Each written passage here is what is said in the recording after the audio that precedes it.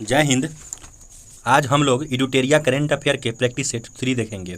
इससे पहले का 2 प्रैक्टिस सेट 1 और 2 प्लेलिस्ट में लगा हुआ है, तो जिन भाइयों को पीछे का प्रैक्टिस सेट देखना है तो वो जाके प्लेलिस्ट में देख सकते हैं।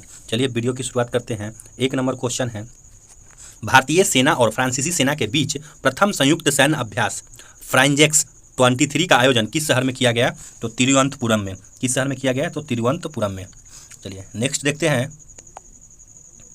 कि हाल ही में किस देश ने बाघों और शेरों और चीतों सहित 7 प्रमुख बड़ी बिल्लियों की रक्षा के लिए इंटरनेशनल बिग कैट एलिजेंस शुरू करने की प्रस्ताव दिया? तो ये कौन सा देश हो जाएगा? तो ये भारत हो जाएगा। चलिए नेक्स्ट है कि हाल ही में किस राज्य सरकार ने मुख्यमंत्री लाडली बहन योजना की शुरुआत की?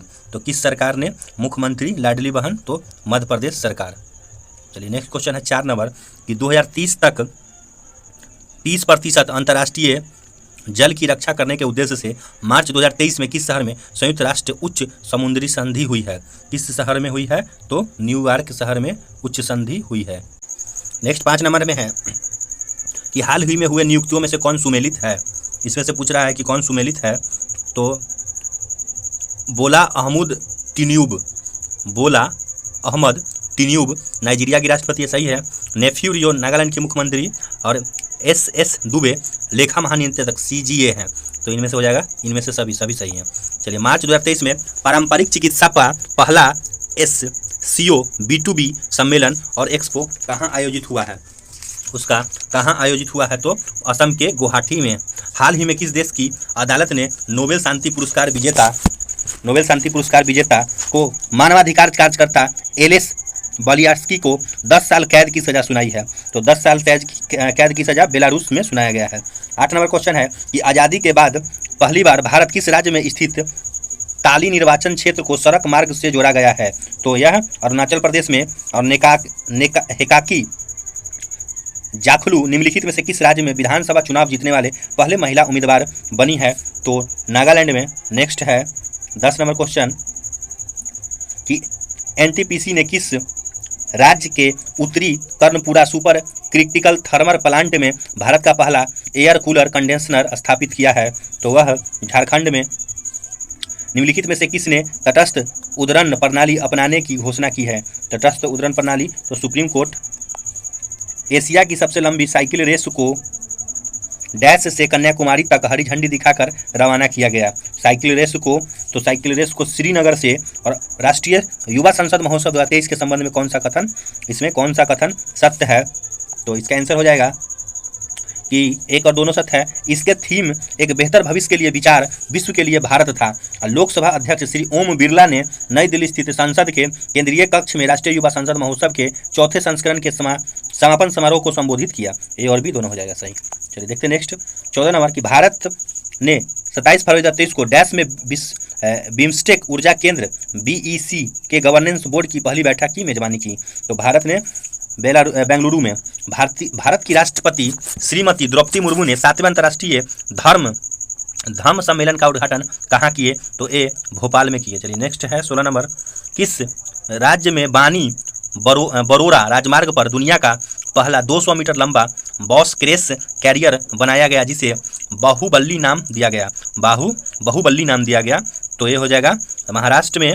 और हाल ही में आयोजित 76वां संतोष ट्रॉफी राष्ट्रीय फुटबॉल चैंपियनशिप का खिताब किस टीम ने जीता? तो कर्नाटक ने जीता। हाल ही में 23वें राष्ट्रमंडल विधि सम्मेलन का आयोजन किस राज्य में हुआ? तो गोवा राज्य में हुआ। चलिए नेक्स्ट क्वेश्चन देखते हैं कि सेवलॉन इंडिया ने किस पूर्व खिलाड़ी को दुनिया का पहला हेड एम्बेसडर नामित किया है? तो सचिन तेंदुलकर। नौसेना कमांडरों के सम्मेलन 2023 का पहला चयन डैश पर आयोजित किया गया? तो पहला चयन INS विक्रांत पर आयोजित किया गया। महिला प्रीमियर लीग WPL के संबंध में कौन सा कथन सत्य है? तो इसमें सभी सही हो जाएगा। पहला सीजन मुंबई और नवी मुंबई में खेला जा रहा है। इसका स्वामित्व और संचालन भारतीय क्रिकेट कंट्रोल बोर्ड BCCI द्वारा किया गया। इसमें 5 फ्रेंचाइजी हिस्सा ले रहे हैं, उपयुक्त सभी। नेक्स्ट है कि किस खिलाड़ी ने 2022 तक BBC Indian sport women of the year का खिताब जीता? तो इसका आंसर हो जाएगा कि मीराबाई चानू और राष्ट्रपति द्रौपदी मुर्मू ने 4 मार्च 2023 को जल शक्ति अभियान के कैच द रेन 2023 का शुभारंभ किया। इसके संबंध में कौन सा कथन सत्य है? तो इसके संबंध में कौन सा कथन सत्य है? तो इसमें सभी सत्य है। वर्ष 2023 का थीम पेयजल के लिए स्रोत स्थिरता है। इसका टैगलाइन कैच द रेन और where it falls when it falls है। यह अभियान राष्ट्रीय जल मिशन जल शक्ति मंत्रालय द्वारा कार्यान्वित किया गया है। उपयुक्त में से सभी। नेक्स्ट है कि भारत के नेतृत्व में क्वाड के सदस्य देशों के विदेश मंत्रियों की बैठक डैश में आयोजित की गई, जिसकी अध्यक्षता विदेश मंत्री एस जयशंकर ने किया। नई दिल्ली में किया गया था। हाल ही में किस राज्य सरकार ने देश का पहला मदर मिल्क बैंक स्थापित करने की घोषणा की है? मतलब मदर मिल्क बैंक स्थापित करने की घोषणा की है, उत्तराखंड में हुआ है। चलिए 26 नंबर क्वेश्चन देखते हैं कि सुप्रीम कोर्ट को 5 सदस्यीय संवैधानिक बेंच के ऐतिहासिक फैसले के अनुसार मुख्य चुनाव आयुक्त और चुनाव आयुक्तों की नियुक्ति पैनल में कौन कौन शामिल होंगे? तो इसका जो पैनल होगा उसमें सभी शामिल होगा। प्रधानमंत्री, लोकसभा नेता के प्रतिपक्ष, सुप्रीम कोर्ट के मुख्य न्यायाधीश और उपयुक्त सभी सही हो जाएगा। वर्ल्ड हैप्पीनेस रिपोर्ट 2023 के संबंध में कौन सा कथन सत्य है? हैप्पीनेस रिपोर्ट के तो फिनलैंड को लगातार 6ठी बार शीर्ष स्थान प्राप्त हुआ, सही है। भारत का 126वां स्थान प्राप्त है, वही सही है। डेनमार्क और आइसलैंड का क्रमशः दूसरे और तीसरे पायदान पर भी सही है। तो सब सही हो जाएगा, ABC। चलिए नेक्स्ट देखते हैं 28 नंबर क्वेश्चन कि किस देश में सेवानिवृत्ति की आयु 62 वर्ष से बढ़ाकर 64 वर्ष करने की सरकार की योजना के खिलाफ भारी विरोध प्रदर्शन हुआ था? तो वह देश हो जाएगा फ्रांस। निम्नलिखित में से किस महिला हॉकी खिलाड़ी के नाम से उत्तर प्रदेश के रायबरेली में हॉकी स्टेडियम बनाया गया है? उत्तर प्रदेश के रायबरेली में रानी रामपाल के नाम पे। चलिए नेक्स्ट देखते हैं 30 नंबर कि किस देश के विश्व की पहली पूरी तरह से काम करने वाली सैंड बैटरी स्थापित की गई, जो एक ही बार में महीनों भर की हरित ऊर्जा का भंडार करने में सक्षम है? तो ये फिनलैंड की है। प्रधानमंत्री नरेंद्र मोदी ने डैश में ग्लोबल मिलेटस श्री अन्न सम्मेलन का उद्घाटन किया। इस अवसर पर उन्होंने अंतर्राष्ट्रीय मिलेटस वर्ष IYM 2023 पर एक डाक टिकट और सिक्का भी जारी किया। तो इसका आंसर हो जाएगा कि कहाँ पे हुआ था, पूछ रहे थे, तो नई दिल्ली में। चलिए नेक्स्ट है कि मार्च 2023 में जारी विश्व वायु गुणवत्ता रिपोर्ट 2022 के संबंध में कौन सा कथन सत्य है? तो इसका आंसर हो जाएगा कि सभी सत्य है, ABCD। भारत का सर्वाधिक प्रदूषित शहर भिवाड़ी राजस्थान है। विश्व का सर्वाधिक प्रदूषित शहर लाहौर पाकिस्तान का है। चाड विश्व में सर्वाधिक प्रदूषित देश है और भारत में 8वां सर्वाधिक प्रदूषित देश है, मतलब भारत 8वें नंबर पर है। चलिए नेक्स्ट है 33 नंबर कि के बिरला फाउंडेशन द्वारा किस भाषा की लेखिका शिवशंकरी को उनकी कीर्ति सूर्यवंशम के लिए वर्ष 2022 का सरस्वती सम्मान के लिए चुना गया है? तो तमिल भाषा के सांख्यिकी और कार्यक्रम कार्यान्वयन मंत्रालय MOSPI द्वारा जारी भारत में महिला और पुरुष 2022 रिपोर्ट के संबंध में कौन सा कथन सत्य है? तो सभी है। भारत के लिंगानुपात 2011 के 943 से बढ़कर 2036 में 952 हो जाएगा। जन्म के समय लिंगानुपात 2017 से 19 में 904 से बढ़कर 18-19 में 907 हो गया।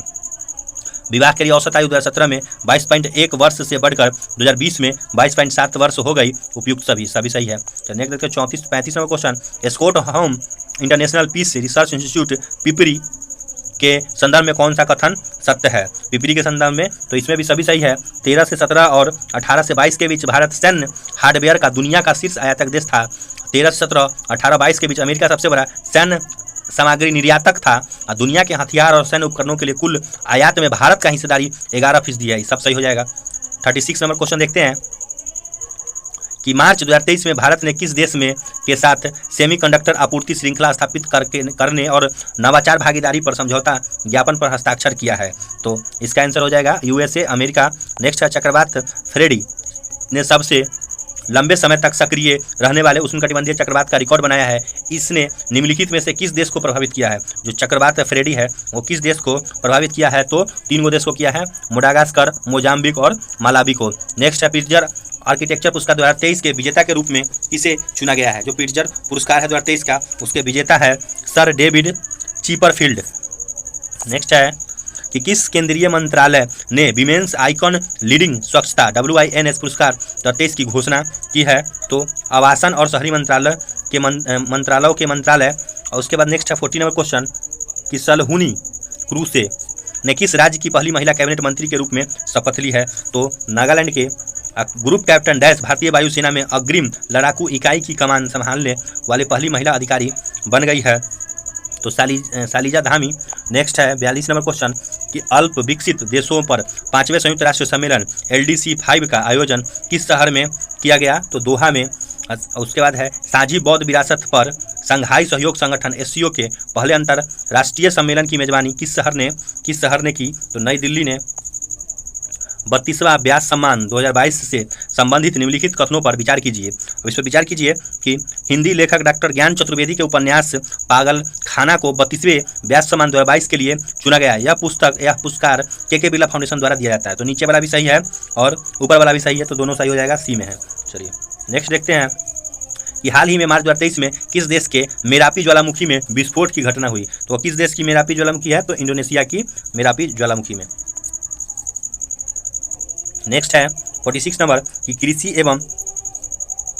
एवं किसान कल्याण मंत्रालय ने किस शहर में कमलम फल या ड्रैगन फ्रूट के लिए उत्कृष्ट केंद्र COE स्थापित करने की मंजूरी दी है? तो बेंगलुरु ने। उसके बाद है किस शहर ने खेलो इंडिया 10 का दम टूर्नामेंट 2023 की मेजबानी की? 10 का दम टूर्नामेंट 2023 की मेजबानी नई दिल्ली में हुआ है। ग्रीन हाउस गैसों की मानकीकृत और वास्तविक समय की ट्रैकिंग प्रदान करने के उद्देश्य से किस संस्था ने नया global green house gas monitoring infrastructure launch किया है? तो यह हो जाएगा कि WMO। और नेक्स्ट क्वेश्चन है 49 नंबर कि निम्नलिखित में से संस्था द्वारा गौशालाओं की आर्थिक व्यवहार्यता में सुधार पर विशेष ध्यान देते हुए ऑर्गेनिक एवं जैव उर्वरकों के उत्पादन एवं संवर्धन शीर्षक वाली टास्क फोर्स की रिपोर्ट जारी की गई? तो यह नीति आयोग द्वारा जारी की गई। और आज का लास्ट क्वेश्चन है कि किस देश ने 2025 में वर्षों में पहली बार महिलाओं के लिए सैन्य सेवा की शुरुआत की है? तो यह कोलंबिया देश ने महिलाओं के लिए सैन्य सेवा की शुरुआत की है। तो यहाँ पे हमारा 50 क्वेश्चन कंप्लीट हो गया है। वीडियो देखने के लिए बहुत बहुत धन्यवाद।